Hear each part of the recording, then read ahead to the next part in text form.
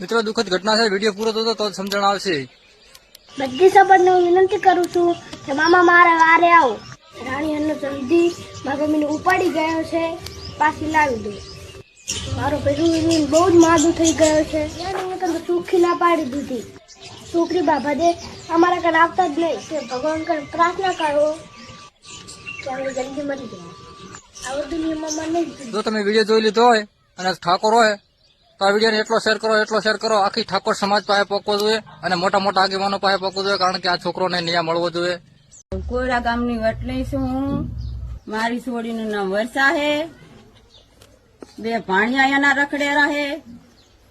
મારા છોકરા હાવ ગરીબ, મારાથી પોકાતું નથી. તારે અમે હવે તમને બધાને વિનંતી કહા સમાજવાળાને કે તમે અમારો છોકરીને લાવી દો. તો તમારો ખૂબ ખૂબ આભાર માનું છું. તમે લાવી દો તો સારી વાત કહેવાય. સંધી રાણી હન્ના સંધી ડફેર મારી છોડીને જોરબરથી લઈને જતો રહ્યો. તો અમે અમને લાવી દો તો તમારો ખૂબ ખૂબ આભાર અમે માના બધા સમાજનો.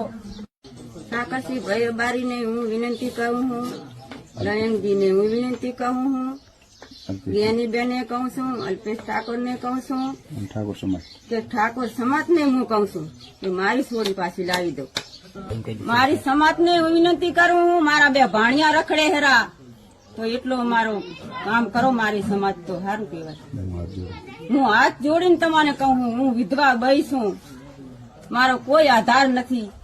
તારે તમે સમાજને હું કહું છું ને તમને રાણીહર ગામનો સંધી ડફેર ઉપાડી જો હરુપાના હાટે ઉપાડીજો મારી છોડીને. માથા ભારે માણા છે, અમારો ગરીબાનો અમને આપતા જ નથી સાહેબ.